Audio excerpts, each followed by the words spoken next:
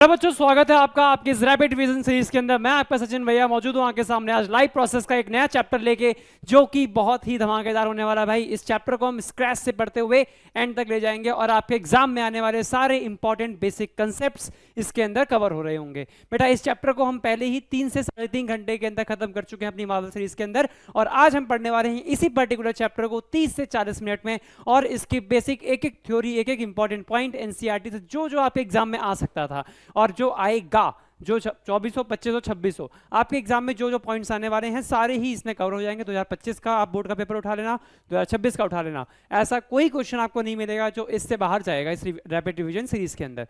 तो भैया, हम करने वाले हैं पूरी मेहनत से इस चैप्टर को तैयार, और आप भी इसके साथ बैठ जाओ और बस पढ़ना शुरू कर दो। बस एक ही बात बोलूंगा बेटा, बस ये कर लो, काफी है।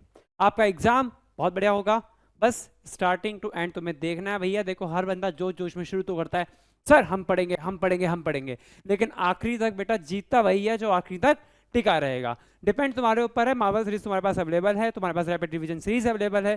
डिपेंड ये करता है कि तुम किस तरीके से, कितने बढ़िया तरीके से इसे कवर कर पाते हो और अपने कंसेप्ट को स्ट्रॉन्ग कर पाते हो। चलिए भाई, ठीक है, अब हम शुरू करते हैं sir rapid revision series. Rapid revision series के अंदर हम सबसे पहले चैप्टर में पढ़ेंगे बेटा लाइफ प्रोसेस। लाइफ प्रोसेस के बारे में क्या क्या पढ़ना है sir? What is life process? सबसे पहला सवाल तो याद है सर, लाइफ प्रोसेस होता क्या है?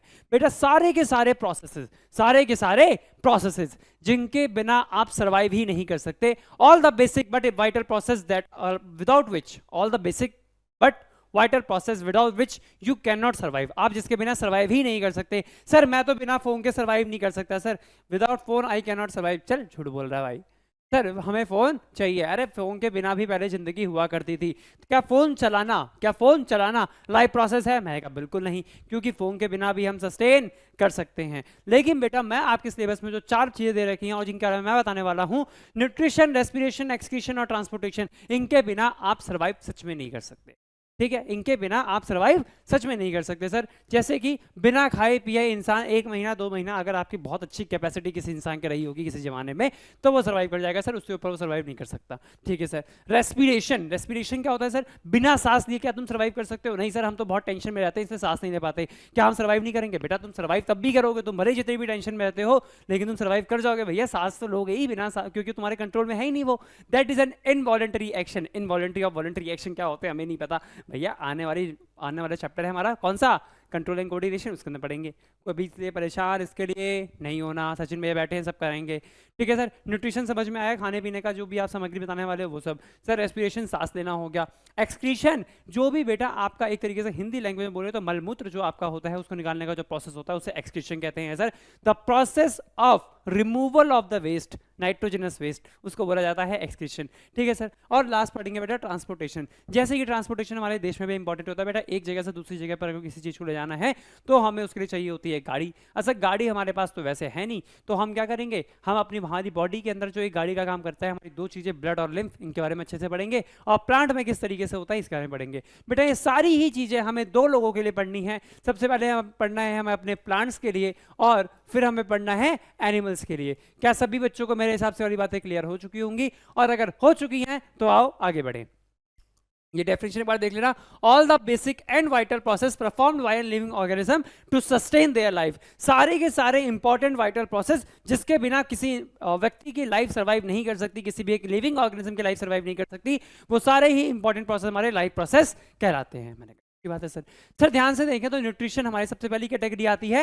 न्यूट्रिशन क्या होता है सर? न्यूट्रिशन मतलब क्या होता है कि बेसिकली एनर्जी लेना। कहां से sir? The process of the intake of the nutrient. आपके सामने जो न्यूट्रिएंट होते हैं, न्यूट्रिएंट बेटा ऐसे केमिकल सब्सटेंसेस जो कि हमें एनर्जी प्रोवाइड करते हैं, जो कि ऑक्सीडेशन रिडक्शन से हमें एनर्जी मिलती है, तो उनको बॉडी के अंदर लेना। द प्रोसेस ऑफ इनटेक मतलब अंदर लेना, इनटेक ऑफ द न्यूट्रिएंट, जैसे कि carbohydrate, fat, protein, mineral, vitamin. Carbohydrate, fat, protein, mineral, vitamin, and utilize their energy to obtain their oxidation reduction. उनके ऑक्सीडेशन या रिडक्शन से हमें जो एनर्जी प्राप्त होगी सर, उसी को बोला हमने न्यूट्रिशन। न्यूट्रिशन मतलब एक ऐसी प्रक्रिया, एक ऐसा प्रोसेस जिसके थ्रू हम न्यूट्रिएंट को अपनी बॉडी में लेंगे, उसका ऑक्सीडेशन रिडक्शन करेंगे और उससे हमें एनर्जी प्राप्त होगी। मैंने कहा हाँ सर। सर ऑक्सीडेशन रिडक्शन करने के लिए कुछ एनर्जी रिक्वायर्ड होती है। ऑक्सीडेशन रिडक्शन करने के लिए कुछ एनर्जी रिक्वायर्ड होगी। मैंने कहा हाँ बेटा, रिक्वायर्ड होगी। सर न्यूट्रिशन भी 2 तरीके से हो सकते हैं, या तो वो जो हमें ऑक्सीडेशन न्यूट्रिएंट चाहिए वो न्यूट्रिएंट मैं खुद बनाऊं, मैं खुद उसमें एनर्जी खर्च करूं, उसको बनाना शुरू करूं,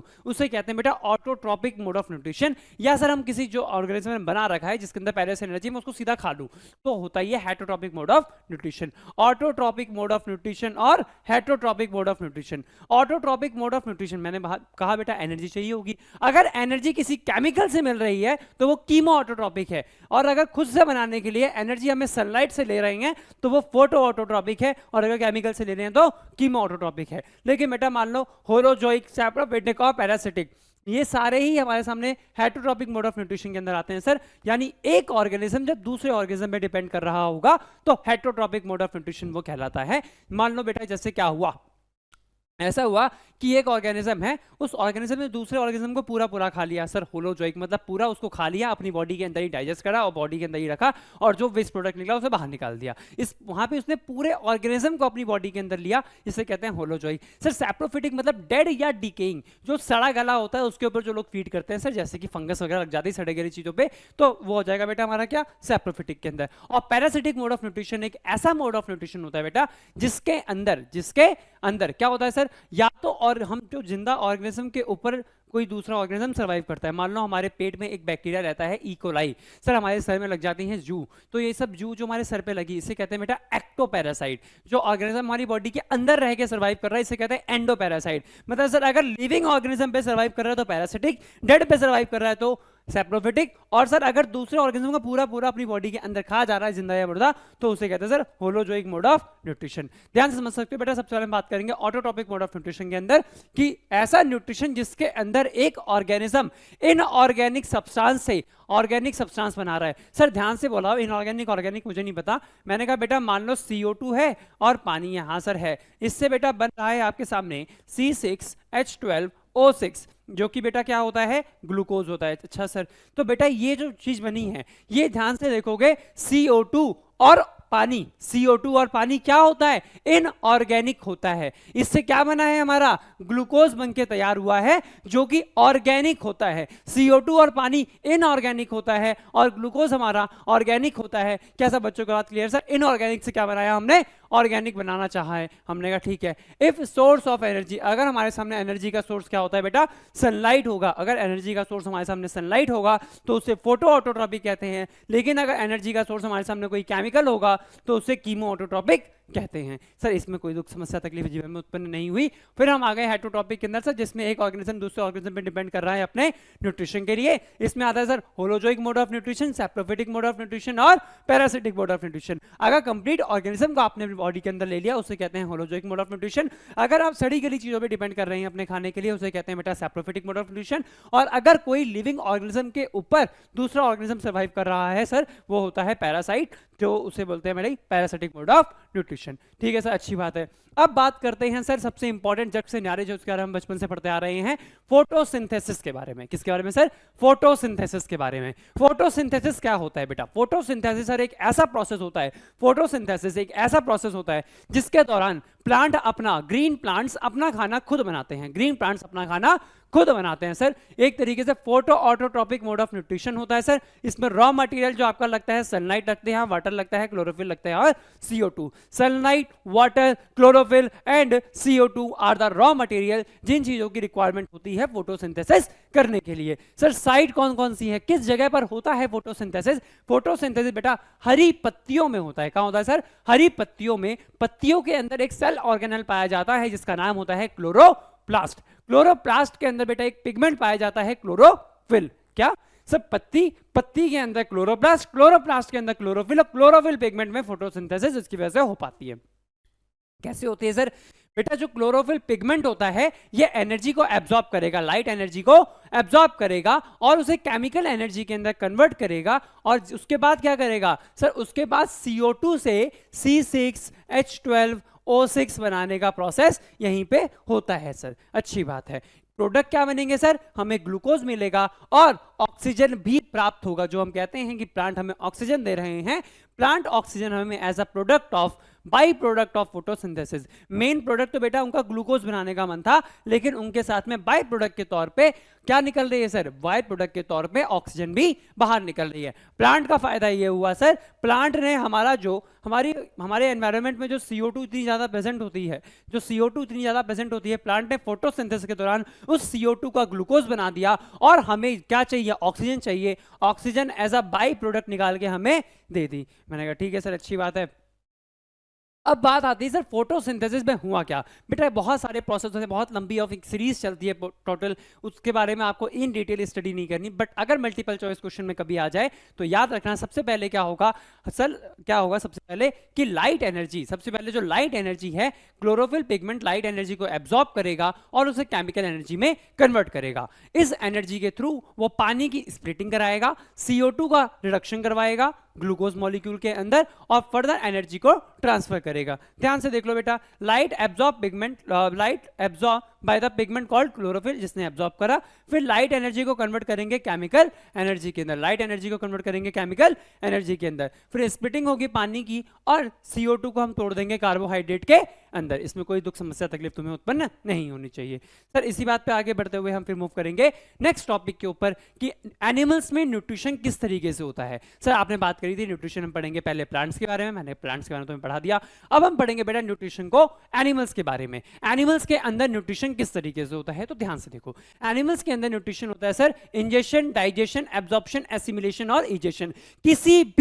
किसी भी एनिमल के अंदर, चाहे वो सिंपल हो चाहे वो कॉम्प्लेक्स हो, न्यूट्रिशन होना है सिर्फ और सिर्फ 5 स्टेप में। एग्जाम में क्वेश्चन आएगा, what are the basic 5 steps according to which the nutrition takes place in an organism. किसी भी एक ऑर्गेनिज्म में न्यूट्रिशन जो होता है उसके 5 बेसिक स्टेप कौन कौन से हैं, आप कहेंगे सर सबसे पहला होता है इंजेशन, मतलब खाने को अंदर लेना, डाइजेशन, कॉम्प्लेक्स फूड पार्टिकल को सिंपल फूड पार्टिकल में तोड़ देना, एब्जॉर्प्शन मतलब सर उससे एनर्जी को अपने ब्लड स्ट्रीम में एब्जॉर्ब करना, फिर ब्लड से हमारे सेल्स तक उस एनर्जी का फ्लो करना एसिमिलेशन कहलाता है, और सर जो भी अनडाइजेस्टेड वेस्ट मटेरियल रह गया उसे बॉडी से बाहर निकाल के फेंक देना, उसे कहते हैं ईजेशन। क्या बोलते हैं उसे, ईजेशन। मेरे हिसाब से बच्चों का पॉइंट क्लियर हो चुके होंगे, सबके आगे मैंने डेफिनेशंस लिख दी है। सर सबसे पहले हम पढ़ेंगे सिंपल ऑर्गेनिज्म जो कि होते हैं हमारे अमीबा और पैरामीशियम। अमीबा और पैरामीशियम, भाई साहब स्पीड थोड़ी सी तेज होगी क्योंकि रैपिड रिवीजन है, फटाक से निकलना है, लेकिन तुम लोग आराम से एक एक पॉइंट को समझते हुए निकलो, एक भी पॉइंट छूट नहीं रहा होगा मेरा, सारे पॉइंट्स कवर हो रहे हैं, बस स्पीड तेज है। इसको ये नहीं है कि छोड़ के भागना है, पढ़ना है, एंड तक पढ़ना है, बढ़िया से पढ़ना है, ठीक है भाई। चलो सर न्यूट्रिशन के अंदर अमीबा के अंदर हम देखेंगे, अमीबा के अंदर से जो न्यूट्रिशन होने वाला है, अमीबा के अंदर क्या होगा सर, वही प्रोसेस है, सबसे पहले उसने खाने को अंडर करा, फिर डाइजेस्ट करा, फिर एब्जॉर्ब करा, फिर एसिमिलेट हुआ और इजेशन हुआ। ध्यान से समझना बेटा, अमीबा के अंदर प्रेजेंट होते हैं फॉल्स फीट, अमीबा के अंदर प्रेजेंट होते हैं बेटा फॉल्स फीट, अमीबा के अंदर होते हैं फॉल्स फीट। फॉल्स फीट का नाम होता है स्यूडोपोडिया। क्या नाम होता है सर, स्यूडोपोडिया। स्यूडोपोडिया क्या होते हैं सर, स्यूडोपोडिया होते हैं मतलब फॉल्स फीट, एक झूठे पैर जिसके थ्रू अमीबा उसे इनटेक कर रहा होता है। हमने कहा अच्छी बात है। सर फिर हम बात करेंगे पैरामीशियम की, तो पैरामीशियम भी इसी तरीके से साइकिल अपनी रन आउट करता है और आगे काम करता है। हमने कहा बहुत बढ़िया बात है। सर इसके बाद हम बात करेंगे कॉम्प्लेक्स ऑर्गेनिज्म जो हमारे होते हैं, जैसे कि कॉम्प्लेक्स ऑर्गेनिज्म हमारे पास जो होते हैं जैसे कि ह्यूमन बींग्स हो गए, हमारे अंदर डाइजेशन कैसे होगा, तो उसका बेटा सिंपल तरीका है, ह्यूमन डाइजेस्टिव सिस्टम में 2 चीजें होती हैं, एलिमेंट्री कैनाल और एसोसिएटेड ग्लैंड। एलिमेंट्री कैनाल और उसके साथ में जुड़े हुए कुछ ग्लैंड्स, जैसे कि एलिमेंट्री कैनाल क्या हो गया अगर मुझसे पूछा जाए, तो एक बहुत ही लंबी सी ट्यूब जो कि मेरे माउथ से शुरू होके एनस तक का रास्ता कवर करती है sir. A long tube like structure starting from the mouth to the anus is called as alimentary canal। alimentary canal एक बहुत ही लंबी सी ट्यूब लाइक स्ट्रक्चर होता है जो कि माउथ से स्टार्ट होकर एनस तक का रास्ता कवर करता है। ध्यान से देखो बेटा, तो आपकी बॉडी, आपके एनसीईआरटी का डायग्राम है, एक ह्यूमन बॉडी है, ह्यूमन बॉडी के अंदर सैलिवरी ग्लैंड्स प्रेजेंट होते हैं, माउथ के पास में टंग, एपिग्लॉटिस और इसोफेगस है, यहाँ पे है liver, gall bladder, pancreas, stomach, small intestine, large intestine, rectum, caecum, appendix और एनस। ये पूरा एलिमेंट्री कैनाल हमारा दे रखा है यहाँ पे, जिसके बारे में बात करी गई। एलिमेंट्री कैनाल ध्यान से देखो, ये एक ट्यूब है, ध्यान से देखोगे आप तो आपको दिख रहा होगा सर, यहाँ से ये एक ट्यूब है, ट्यूब है, ट्यूब है, ट्यूब है, ट्यूब है, ये स्टमक ऐसे कवर करते हुए करते हुए करते हुए नीचे आई, फिर ऐसे पूरा इसमें घूमते हुए फिर लार्ज इंटेस्टाइन से होते हुए बॉडी से बाहर निकला है। बेटा ये जो पूरी लंबी सी ट्यूब बनाई, इस पूरी लंबी ट्यूब को हम क्या कहते हैं? एलिमेंट्री कैनाल कहते हैं सर। इसके अलग अलग सेगमेंट्स का मैंने नाम दे रखा है, वहाँ पे इजोफेगस, कई जगह उसे इजोफेगस बोलते हैं, कई जगह उसे स्मॉल इंटेस्टाइन बोलते हैं, कई जगह उसे एलिमेंट्री कैनाल बोलते हैं। है वो पूरी की पूरी हमारी एलिमेंट्री कैनाल। ठीक है सर, अच्छी बात है। अब बात आती है खाना किस तरीके से मूव करता है। हमारी बॉडी में खाना किस तरीके से मूव करेगा, और जैसे जैसे खाना मूव करेगा उसका डाइजेशन होगा। खाना सबसे पहले बेटा हम दांत से चबाते हैं। खाना हम सबसे पहले अपने माउथ के अंदर जाएगा, उसको दांत से चबाएंगे, टंग के थ्रू उसमें सलाइवा मिक्स करेंगे। टंग के थ्रू उसमें सलाइवा मिक्स करने के बाद, दांत से चबाने के बाद जब वो ग्राइंड कर लेंगे, उसे चबा लेंगे, फिर हम उसे अंदर की तरफ भेजेंगे। लेकिन जब वो उसे सलाइवा से मिक्स होता है तो याद रखना हमारे खाने के अंदर मुख्य रूप से 4 कंपोनेंट होते हैं। सबसे पहला आपका प्रोटीन होता है, कार्बोहाइड्रेट होता है, फैट होता है और स्टार्च होता है। कार्बोहाइड्रेट, फैट, प्रोटीन और स्टार्च। आपके स्टार्च जो उसके अंदर होता है बेटा, जो उसके अंदर स्टार्च होता है, मीठापन होता है, जो मान लो आपने गेहूं के आटे की रोटी खाई है तो रोटी के अंदर स्टार्च प्रेजेंट होगा और वो स्टार्च आपके माउथ में ही 30% तक डाइजेस्ट हो जाएगा सर।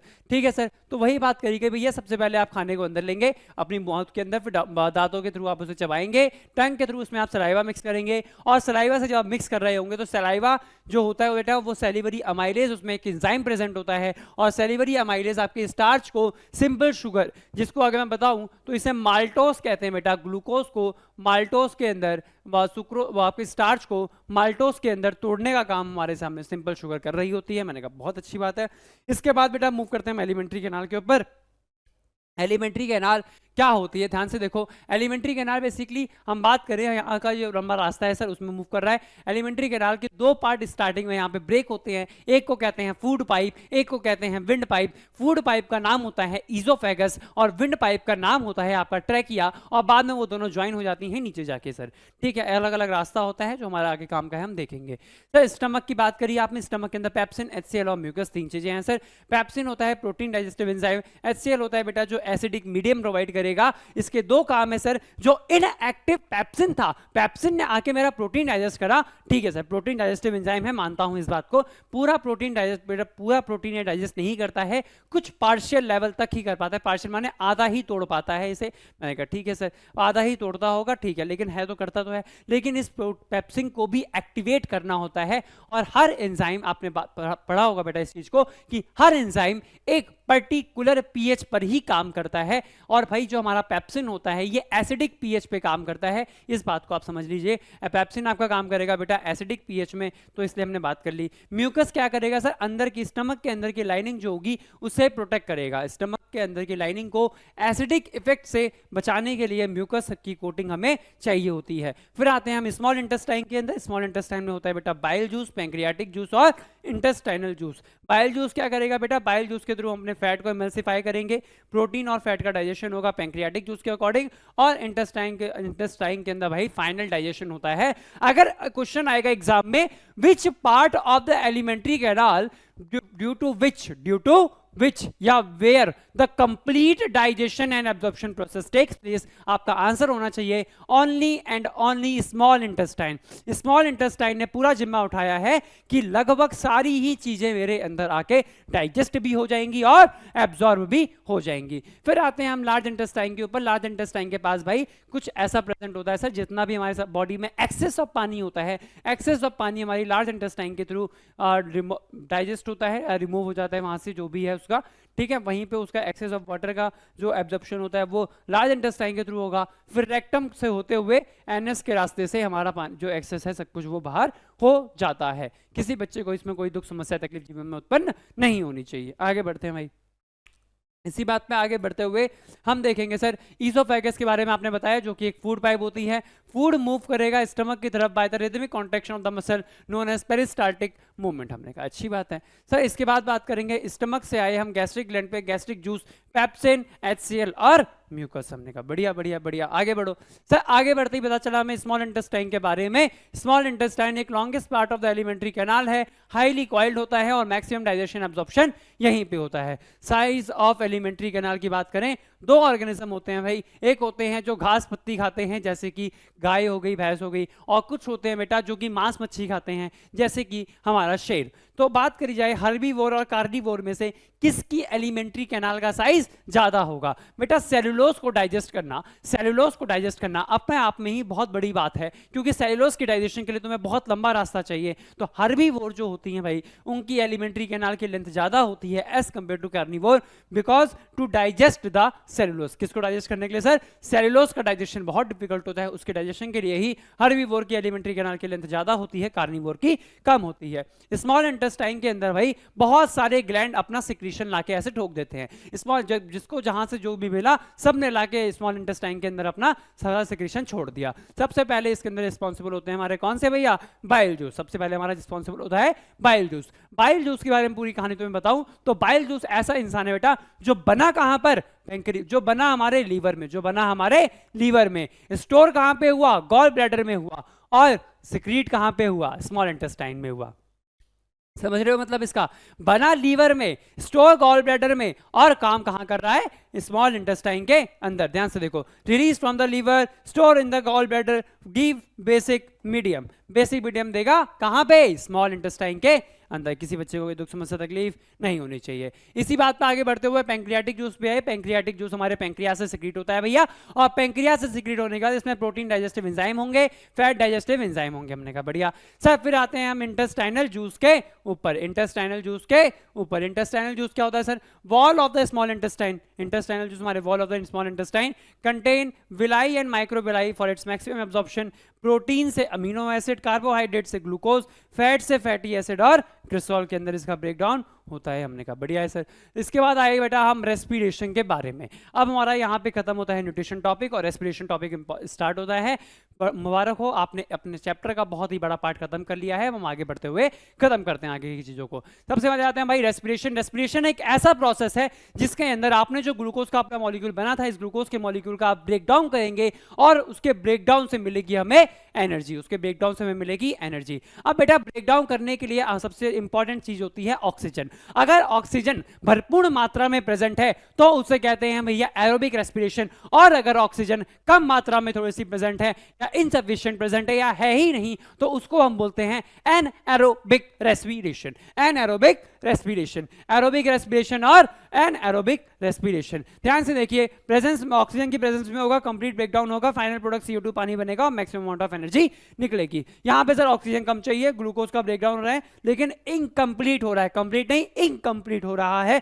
फाइनल प्रोडक्ट इथेनॉल या लैक्टिक एसिड बन सकता है और एनर्जी बहुत ही कम निकलती है। एक सवाल जो आप लोगों से पूछा जाएगा, ऐसा कौन सा प्रोसेस है जो कि एरोबिक में भी होता है एनएरोबिक में भी होता है, या दोनों प्रोसेस को आपस में लिंक करता है? तुम्हारा आंसर एक ही होना चाहिए कि उसका नाम है सर ग्लाइकोलिसिस। क्या सर? ग्लाइकोलिसिस। ग्लाइको माने ग्लूकोज, लिसिस माने तोड़ना। ग्लूकोज को तोड़ने का जो एक प्रोसेस है सर, ग्लूकोज को हम तोड़ते हैं, ग्लूकोज को हम तोड़ते हैं एक 3 कार्बन के इंटरमीडिएट कंपाउंड के अंदर जिसका नाम होता है पायरुविक एसिड। पायरुविक एसिड एक इंटरमीडिएट कंपाउंड होता है जो कि एरोबिक रेस्पिरेशन के लिए भी इन्वॉल्व है, एनएरोबिक रेस्पिरेशन के लिए भी इन्वॉल्व है। दोनों में ही इसका एक जरूरी काम हुआ करता है। ग्लूकोज से बना पायरुविक एसिड CO2 पानी एनर्जी रिलीज करेगा एरोबिक रेस्पिरेशन में, इथेनॉल CO2 एनर्जी रिलीज करेगा एरोबिक रेस्पिरेशन में, एनारोबिक में लैक्टिक एसिड एनर्जी रिलीज करेगा एनारोबिक रेस्पिरेशन में। बस जगह अलग अलग होनी चाहिए। अगर ईस्ट के अंदर है तो इथेनॉल बनाएगा, मसल सेल में है तो लैक्टिक एसिड बनाएगा, और माइटोकॉन्ड्रिया में है तो CO2 पानी और एनर्जी बनाएगा। क्या ये बात क्लियर है? यहां तक की क्लियर होनी भी चाहिए। आगे बढ़ो सर, हम बात करेंगे रेस्पिरेशन की फिर से कि प्लांट्स में रेस्पिरेशन किस तरीके से हुआ, फिर हम बात करेंगे एनिमल्स के बारे में। प्लांट्स में रेस्पिरेशन बेटा, प्लांट्स में मोस्ट ऑफ द सेल्स जो होते हैं वो डेड होते हैं। प्लांट के मोस्ट ऑफ द सेल्स जो अंदर की तरफ एकदम बीच में प्रेजेंट होते हैं वो अक्सर डेड होते हैं, और डेड चीजों को, जो मृत इंसान जब मर जाता है उसे रेस्पिरेशन की जरूरत नहीं होती। वैसे जो सेल डेड हो जाते हैं उन्हें भी रेस्पिरेशन की जरूरत नहीं होती। लेकिन सर जो सेल लिविंग होते हैं वो अक्सर उसकी पेरिफेरी पे लाई करते हैं, और वो बेसिकली क्या जनरल बॉडी सरफेस के थ्रू रेस्पिरेशन कर लेंगे, या स्टेम्स के लिए कुछ लेंटिसेल्स प्रेजेंट होते हैं बेटा। इस लेंटिसेल एक ऐसे स्टेम्स में जो छेद सा होता है जो उसके रेस्पिरेशन के लिए रिस्पॉन्सिबल होता है। स्टोमेटा होते हैं लीव्स के अंदर, और most of the cells are dead. तो भाई जनरल बॉडी सरफेस, लेंटिसेल्स और stomata are involve for the gases exchange in the and plants, किसके लिए सर? प्लांट्स के लिए। अब आती है भाई ह्यूमंस के अंदर बात करें तो ह्यूमंस की बात जैसे ही आती है, ह्यूमंस बहुत ही बढ़िया तरीके से रेस्पिरेशन करते हैं, आप सभी जानते हैं, आप सभी ह्यूमन है मेरे हिसाब से तो, और अगर आप सभी ह्यूमन है तो इस चीज को रिलेट भी कर पा रहे होंगे। सर हमेशा रेस्पिरेशन के लिए सिर्फ तुम्हें एक बात याद रखनी है कि गैस हमेशा फ्लो करती है, गैस फ्लो करती है, कोई सी भी गैस हो बेटा वो फ्लो करती है high pressure P high to pressure low, high pressure to low pressure. और बेटा जहां प्रेशर हाई होगा वहां पे वॉल्यूम कम होगा, और अगर से प्रेशर लो है तो वहां पे वॉल्यूम ज्यादा होगा।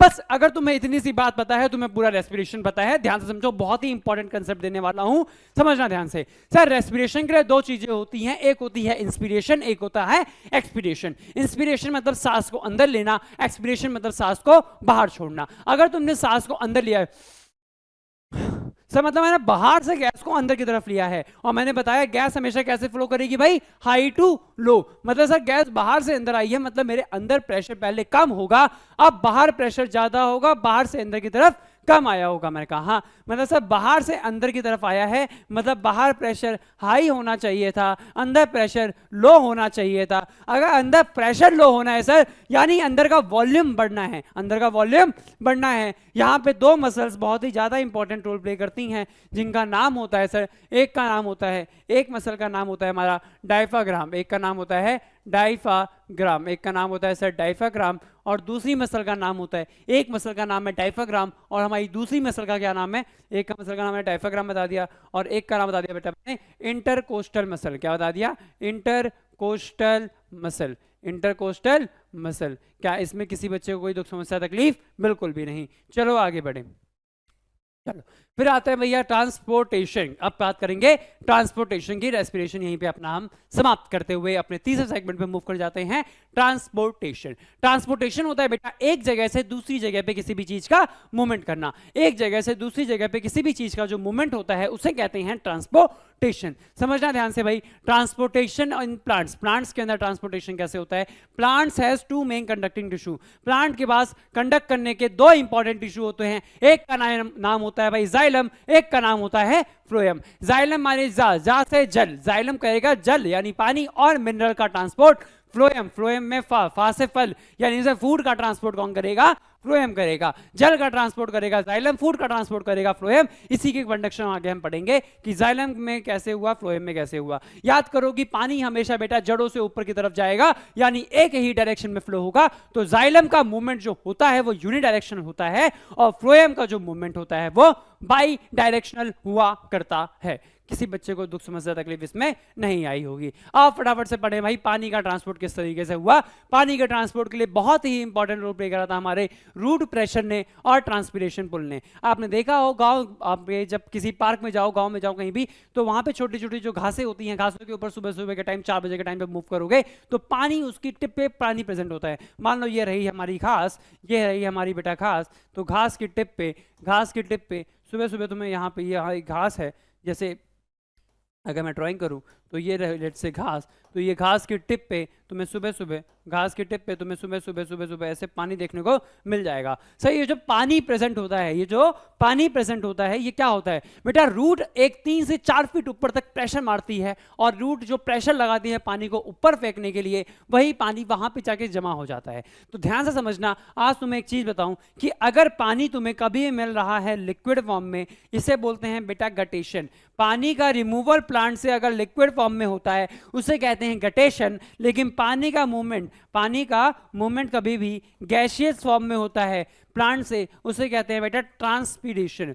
उसको कहते हैं ट्रांसपीरेशन और गटेशन दो इंपॉर्टेंट भाई बहन होते हैं। ट्रांसपीरेशन के अंदर बेटा पानी का मूवमेंट गैस की फॉर्म में होता है, और गटेशन के अंदर पानी का मूवमेंट लिक्विड फॉर्म में होता है। कोई दुख समस्या तकलीफ इसमें नहीं हुई। रूट ने पानी, अब बात समझनी है सर, रूट हमेशा पानी को किस फॉर्म में एब्जॉर्ब करता है? रूट पानी को एब्जॉर्ब करेगा या किसी भी मिनरल आयन को एब्जॉर्ब करेगा एक्टिवली। अब एक्टिवली एब्जॉर्ब करने का मतलब उसमें वो पैसे खर्च करता है। ठीक है सर, चलो आ जाओ।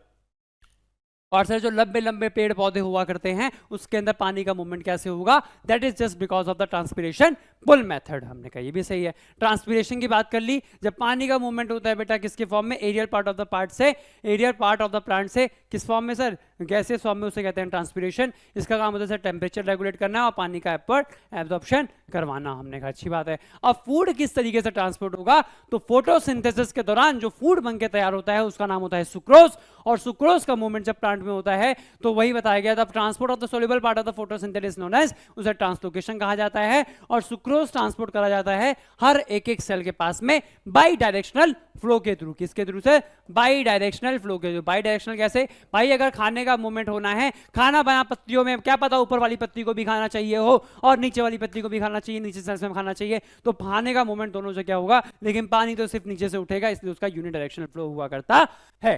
क्या सबको क्लियर है, ये वाली बात होनी भी चाहिए। इसी पे आ जाते हैं भैया हम ह्यूमन बॉडी के अंदर ट्रांसपोर्टेशन किस तरीके से होता है। हमारी जो ह्यूमन बॉडी होती है, ह्यूमन बॉडी के अंदर ट्रांसपोर्टेशन के लिए बहुत इंपॉर्टेंट चीज होती है, that is our lung, that is our lung. बिल्कुल गलत जवाब करो, that is our heart, that is our heart. हमारा हार्ट रिस्पॉन्सिबल होता है इसके ट्रांसपोर्टेशन के लिए। याद करें तो हमारा हार्ट, हमारी ब्लड वेसल्स, हमारा ब्लड, तीनों चीज इसमें अपना रोल प्ले करती है बेटा। हमारा पंपिंग ऑर्गन जिसको ह्यूमन मस्कुलर हार्ट है, हमारा मसल से मिलकर बना है। आर्टरीज और वीन्स ब्लड वेसल्स होती हैं, ब्लड और लिम्फ इसके कंडक्टिंग फ्लूइड होते हैं। कई बच्चों हमेशा मैंने सुना है वो परेशान होते हैं, सर आर्टरीज याद रखें, पल्मोनरी आर्टरी याद रखें, आर्टरी ऑक्सीजनेटेड ब्लड कैरी करती है एक्सेप्ट द पल्मोनरी आर्टरी। भाई इतना सोच रही क्यों है, ऑल द ब्लड वेसल्स, सिर्फ एक बात रखना, all the blood vessels, all the blood vessel which carry blood from heart, जो जितनी ब्लड वेसल हार्ट से बाहर निकले, जो भी ब्लड वेसल हार्ट से बाहर निकले आर्टरीज कहलाती हैं। हाँ भाई, इसी को अगर लिखें sir, all the blood vessel which carry blood to the heart, जो भी ब्लड वेसल हार्ट के पास खून लेके जाए उसे वीन कहते हैं। जो भी ब्लड वेसल हार्ट के पास से खून लेके आए उसे क्या कहते हैं सर, उसे कहते हैं आप, उसी को कहते हैं आप आर्टरी। सर जो हार्ट के पास से लेके जाए आर्टरी, जो हार्ट के पास लेके आए उसे कहेंगे वीन। इसी बात को खत्म करते हुए मूव करते हैं आगे, और आगे है हमारा most important topic, that is double circulation. अब भैया ध्यान से समझ लो, अपनी कॉपी किताबें छोड़ो और बस यहाँ पे ध्यान से देखो। क्या होता है सर, इस तरीके से होता है कि मान लो हमारे सामने हमारा दिल है, दिल में सर 4 चैम्बर होते हैं, 4 चैम्बर उनके लिए नहीं भैया, सही वाले 4 चैम्बर होते हैं। Right atrium, right ventricle, left atrium, left ventricle. ध्यान समझना सर, राइट आर्टरियम और राइट वेंट्रिकल, इससे लेता हूं मैं, राइट आर्टरियम हो गया, लेफ्ट आर्टरियम, राइट वेंट्रिकल और लेफ्ट वेंट्रिकल। राइट आर्टरियम के अंदर सर खून सबसे पहले क्या होगा, हमारी पूरी बॉडी से ऊपर की तरफ से नीचे की तरफ से जितना भी CO2 रिच ब्लड होगा वो सारा का सारा CO2 रिच ब्लड सुपीरियर और इंफीरियर वीना कावा से होते हुए राइट आर्टरियम के अंदर आएगा, और राइट आर्टरियम के अंदर आके वो खून बैठ जाएगा। कहेगा अब क्या करूं, फिर वो खून बेटा अपने आप में नीचे की तरफ एक प्रेशर लगाएगा, उस प्रेशर की वजह से ये खून आ जाएगा राइट वेंट्रिकल के अंदर, और राइट वेंट्रिकल एकदम भर चुका होगा। फिर ये राइट वेंट्रिकल बेटा इस खून को भेजेगा कहां पे सर, फिर ये राइट वेंट्रिकल इस खून को भेजेगा पल्मोनरी आर्टरी के थ्रू, पल्मोनरी आर्टरी के थ्रू। याद करो ये भी एक आर्टरी है और ये हार्ट से बाहर खून लेके जा रही है, और यहां से बेटा आपका खून जाएगा लंग्स के पास। किसके पास, लंग्स के पास। लंग का बेटा साइंटिफिक नेम होता है पल्मोनरी लंग के लिए यूज करते हैं और गैस्ट्रिक पेट के लिए यूज करते हैं, इस बात को समझ लेना। तो अगर सर पल्मोनरी यूज करें यानी सर ऐसी ब्लड वेसल जो कि हार्ट से खून लेके जा रही है लंग के पास में, उसे कहते हैं पल्मोनरी आर्टरी। से यहां से खून लेके गई, अब यहां पे हमारा ब्लड एकदम ऑक्सीजन रिच हो गया है, क्या करेगा ये, ऑक्सीजन रिच ब्लड को निकालेगा, जो कि पल्मोनरी वीन से होते हुए हमारे लेफ्ट आर्टरियम के अंदर आएगा। लेफ्ट आर्टरियम के अंदर ऑक्सीजन रिच ब्लड आया, फिर ये ब्लड बेटा लेफ्ट वेंट्रिकल में ट्रेवल करते हुए आउटा के थ्रू निकलेगा बाहर, और टिश्यू कैपिलरीज के अंदर होते हुए पूरी बॉडी में मूव करेगा। गया बेटा बॉडी के अंदर ऑक्सीजन रिच ब्लड, और बॉडी से बाहर निकलेगा CO2 रिच ब्लड। क्या सब बच्चों को ये वाली बात क्लियर, बिल्कुल क्लियर होनी चाहिए, इसीलिए हम आगे बढ़ते हैं बेटा।